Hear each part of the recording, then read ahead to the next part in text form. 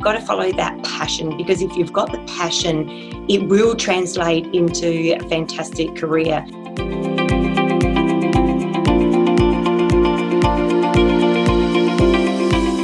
Hi, my name is Karina Macosko from academicinfluence.com, and I am here with Professor Mazerolle, who is at the University of Queensland. And I just wanted to know, could you explain to us how you got your start in your field and what kind of influenced you to go into the field you went into? Oh, thank you so much for that question. Well, I was 14 years old when I wanted to be a criminologist. Wow. So I used to read the newspapers, in those days it was newspapers. You guys just sort of scroll through different social media feeds. And it always bothered me as to why people could harm other people. You know, I'd read about murders and assaults and terrible things, and I always got really passionate about it, that we needed to do something to stop this from happening. So at the time, I went to our student guidance counsellor, and he said, "Oh, you need to become a police officer." So in those days, this is 35, nearly 40 years ago, I went off on the day after my 17th birthday, which was when you could be recruited as a police officer, and I was going to be a criminologist. And the first thing they did was to measure how tall you were. And for the record, I am 5'4", but at that time I was 5'3 3/4", and I was too short. So I didn't even make it to step one. So I was thrown out on the steps of the South Australian Police. That's in South Australia, and I thought my life as a criminologist was going to be washed up. I then went to university and started an economics degree. And like so many of my students, I took an elective course in the Sociology of deviance, and that actually opened the doors for me to start to study deviance. In those days, there was no criminal justice at all, and so that was how I got my academic leg into the door for criminology. Wow, that is so cool. And do you think, looking back, you're really happy that you couldn't become a police officer, or do you kind of secretly hope you could have tried it out and then gone on to become a criminologist? Oh, that's such a good question.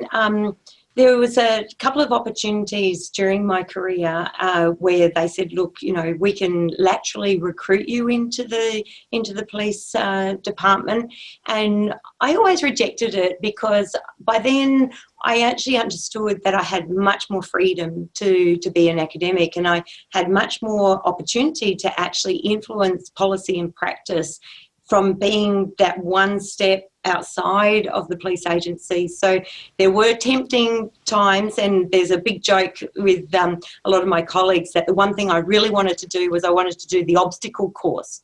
And so a couple of years ago, one of my police colleagues set up the obstacle course for me to do. Wow. That is incredible.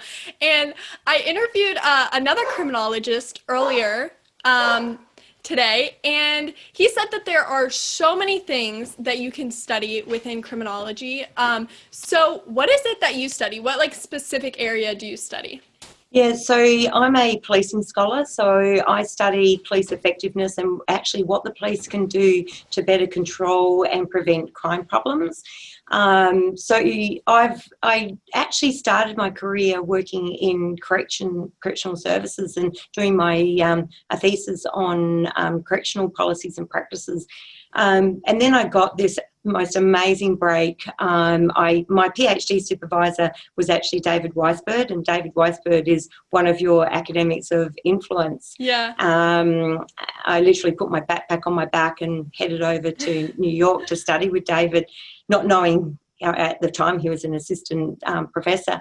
So from there on, I've always studied or worked with police, and I think that's really an important part of what I do, is working with police as academic partners and working together to come up with practice solutions that will help to prevent and control crime problems. Wow. And what is it that you found that can help us prevent and control crime So problems? my big area of interest, I've got several areas of interest, but my real passion is police partnerships. The way that police partner with other entities, with schools in particular. Most recently, we've looked at the way that the police partner with schools to work together to solve problems for young people. Young people who, a lot of them who are drinking, also are known to police, not necessarily the young person, but some of the families are very troubled families, for example. And so it's how the police work with these other entities and to bring about a crime prevention outcome. Wow. And in the United States, there's a lot of talk about police reforms and like how we can change things like how police work with schools. You know, there's talk of getting police out of schools. So what are your opinions on this? Do you think that we should go on with this, taking police out of schools, or what are your opinions? Well, I think that the way that the police engage with young people is what's at the core of it. So if the police are in there doing a law and order and just being there to tell off the kids or to arrest them, charge them and that sort of thing, I don't think that that's a role for school-based police officers. And I don't think that's the role for police is to really engage in positive ways with all aspects of society, with community, young people, old people. And this is another area of what we do, is looking at the way that the police use the principles of procedural justice to better engage with people and and what we found is that the trustworthy motives is people see the police as trustworthy. They're more likely to comply. They're more likely to feel satisfied with the encounter. And how do you bring about that more just encounter with all aspects of people in society? Wow. And so could you tell us, like, in order to collect your research, do you go around and go to schools and ask people about maybe their trust with police officers, or how do you find your research? Okay, so I'm an experimental criminologist, so we run really large randomized field trials. So right now we're randomly allocating 63 schools to an experimental control condition, working with the experimental schools, working with the police to look at ways to really better engage with pretty disengaged young people. But in all of the experiments that we run, we collect a heap of different types of data. We do observations on the interventions. We collect administrative data, police data, education data. We also do surveys of the young people and their parents. We also interview the police and the school representatives that are participating. So it's a very mixed methods approach to collecting data. Wow, that is so interesting. And could you share just what are your findings? How are the ways that we can encourage better interactions between police? So we know that when the police really engage with the schools and the school representative, and they build positive partnerships and they are able to communicate with the parents and the young people in a procedurally just way, then people actually understand what their legal obligations and their responsibilities are. And it's a very simple thing. It's a very, very simple thing that a lot of the time people actually don't know what their legislative responsibilities actually are. And if that can be communicated in a fair and just way, then, people like to be treated decently. They like to know what their obligations actually are, and that's what brings about a reduction in crime, a reduction in self-reported antisocial behaviour, an increase in going to school. Wow, that is fascinating. And I know I mentioned before how there's a lot of talk of police reforms in the United States, but do you see similar interactions between police in other countries? Have you studied any other countries, the Yeah, police relations? so a lot of the research that we did on procedural justice policing has been replicated in a lot of different countries all over the world. Oh, interesting. And yeah, and of course, you know, the United States is in a particularly difficult situation at the moment. And so we're not, in Australia, we're not seeing that level of tension between police and many aspects of our communities. So it is a different context that you're experiencing in the United States at the current time. And of course, I spent 10 years of my early career in the United States, so I'm fundamentally aware of the challenges that you face. That is so interesting. And at academicinfluence.com, a lot of people come to try and figure out, what career they might be interested in. And it's really interesting that you knew that you wanted to be a criminologist or a police officer when you were 14. But what advice would you have for somebody who has no idea what they want to do? Or maybe they're looking at going into criminology or something in that realm? Yeah, look, and great question.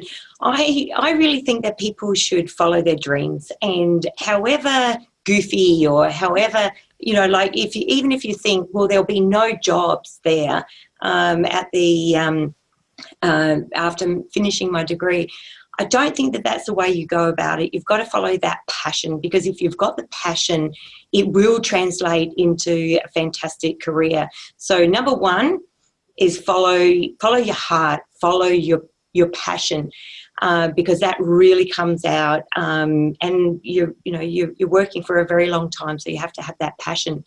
The other thing, and I say this to my students all the time, is that since people were on earth, we've always had deviants, we've always had people doing the wrong thing. So the one thing that we do know in criminology and in criminal justice is that there will always be jobs. And, the type of crimes that we face, we don't know in 30 years' time what the crimes will be. Cybercrime, for example, right now, it's just huge. I mean, we've got a number of our students wanting to work in the area of cybercrime and looking at the transmission of child sexual exploitation material across the internet. Now, that was a crime that, even 20 years ago wasn't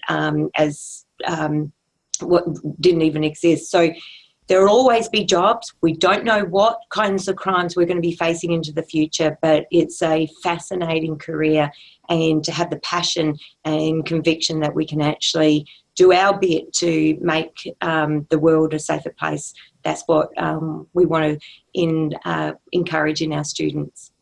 So even if your passion is just to do the police obstacle course, you should still follow it, right? Yes. And it's not that hard. It's not really.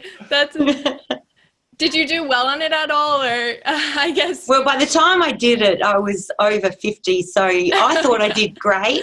But they said that I probably looked like I was waddling. But anyway, they were just being very rude. Yeah. Well, thank you so much for taking the time to be interviewed. It was really fascinating to hear all that you said, and I think you gave some really great advice. So thank you so much. And thank you for interviewing me, and follow your dreams.